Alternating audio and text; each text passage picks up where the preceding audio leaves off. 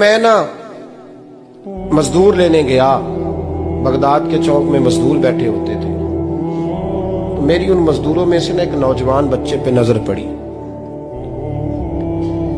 बड़ा कमजोर सा वजूद था, लेकिन चेहरे पर इबादत का निशान था। माथा बताता था कि नमाज का बड़ा ख्याल रखता है। मैं उसके करीब गया।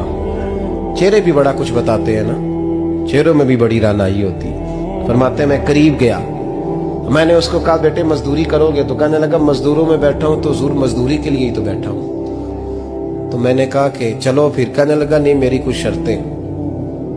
मैंने कहा बताओ। कहने लगा पहली शर्त यह है कि लोग 4 दिनार दिहाड़ी लेते हैं, मैं 3 दिनार लूंगा। मैंने कहा यार भाई तो बड़ी बेहतरीन है, बाकी भी इस तरह की रख ले। उसने कहा हुजूर दूसरी शर्त यह है कि मैं आपकी मुकम्मल बात मानूंगा, लेकिन जब अजान हो जाएगी फिर आपकी नहीं सुनूंगा। तीसरी बात उसने ये की कि हुजूर मैं आपके घर में काम करूंगा पर आपके किसी सवाल का जवाब नहीं दूंगा। कहते मैंने कहा यार तू बड़ा अजीब है, शर्तें तो मालिकों की होती हैं। कहने लगा जी बहरहाल मैं शर्तें लगा के जाता हूं। फरमाते मैं उसे घर ले आया। काम मैंने उसको बताया तो जो काम मजदूर सारे दिन में करता है ना, उसने 2 घंटे में ही कर दिया। हमारे मजदूर सिगरेट पीने में भी तो आधा घंटा लगाते हैं, वो चाय पीने जाएं तो पौना घंटा। वहां उनको भी तो दयानतदारी करनी चाहिए कि नहीं करनी चाहिए?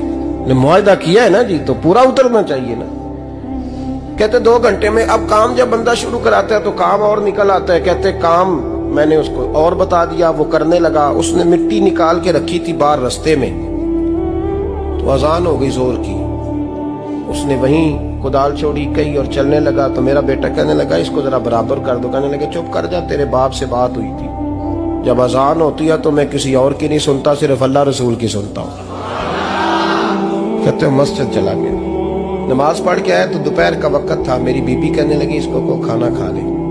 कहते हमने कहा खाना खा लो। तो कहने लगा मैंने रोजा रखा, रमजान भी नहीं था, नफली रोजा रखा हुआ। फरमाते हैं शाम हुई, मैंने 3 दिनार दिए। तो मैंने कहा तेरा नाम क्या है? कहने लगा मैंने आपसे कहा था मैं किसी सवाल का जवाब नहीं दूंगा।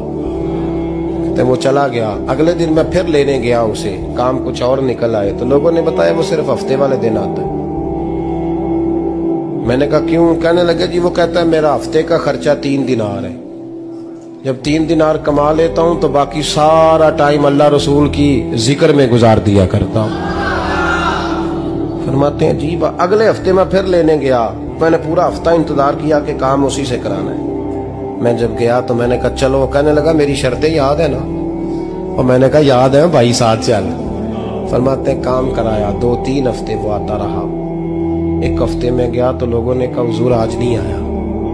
क्यों? कहने लगे बीमार हो गए। कहाँ घर है? कहने लगे बगदाद के कब्रिस्तान के पीछे जो कच्ची आबादी है उसमें रहता है।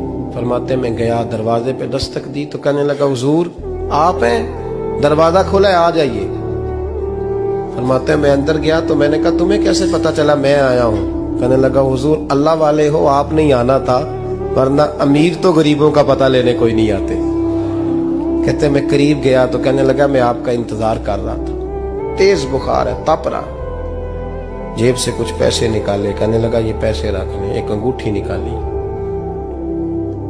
कहने लगा हुजूर आज रात को मेरा इंतकाल हो जाएगा, इन पैसों का कफन खरीद के सुबह जनाजा पढ़ के मुझे दफन कर देना, और जब दफन करो तो ये अंगूठी लेके असर के बाद हारून रशीद के पास जाना। आप उसे कहना मैंने मिलना है पर वो आपको टाइम नहीं देगा। आप उसको आवाज दीजिएगा कि तेरी एक अमानत है मेरे पास। फिर वो आपसे मिलेगा तो अंगूठी दे दे, फिर आप मेरी तरफ से फारिग हैं। हजरत फरमाने लगे तेरा नाम? और कहने लगा हुजूर वक्त थोड़ा है, आज रात मैंने जाना है, बड़ी लंबी माफी मांगनी है रब करीम से, अगर मुनासिब समझे तो मुझे अपने रब से तन्हाई कर दे। फरमाते हैं मैं आ गया पर उसकी बातों ने मुझे सारी रात सोने नहीं दिया। फरमाते सुबह बड़ी मुश्किल से सूरज निकला, मैं गया दरवाजे पे हाथ रखा तो दरवाजा खुला हुआ था। अंदर दाखिल हुआ तो खुशबुएं मेरा इस्तकबाल कर रही थी। जब चेहरे से कपड़ा हटाया तो उसका तो इंतकाल हो चुका। इंतकाल हो चुका है, ऐसे जैसे किसी का दीदार करके सोया। कहते मैं तो 2 आदमी ले गया था जनाजे पे, पर पता नहीं दुनिया किधर किधर से आई, कहां कहां से। अखा जदों मीटियां जमाना मैनू रोवेगा, अपना ते अपना बेगाना मैनू रोवेगा। फरमाते हैं मैं तो 2 बंदे ले गया था, पर पता नहीं मखलूक कहां कहां से आई। जनाजा पड़ा, दफन किया। हारून रशीद के पास में असर के बाद गया, मैंने बुलाना चाहा पर बादशाह था, मेरी तरफ देखा ही नहीं। मैंने उसको कहा तेरी एक अमानत मेरे पास है। फरमाते हैं मुझे कोने पे ले गया, क्या बात है, कमरे में बुलाया, मैंने अंगूठी दी। हारून रशीद तो चीखे मारने लगा, कहने लगा अंगूठी वाला कहाँ है? मैंने कहा वो तो इंतकाल कर गया। कहने लगा मुझे कब्र पे ले चल। कहते मैं कब्र पे लाया तो वो लेट गया, तड़प के रोने लगा। मैंने कहा मेरा कलेजा फट जाएगा, ना उसने कुछ बताया ना तूने बताया, ये कौन था? तो हारून रशीद कहने लगा ये मेरा बेटा था।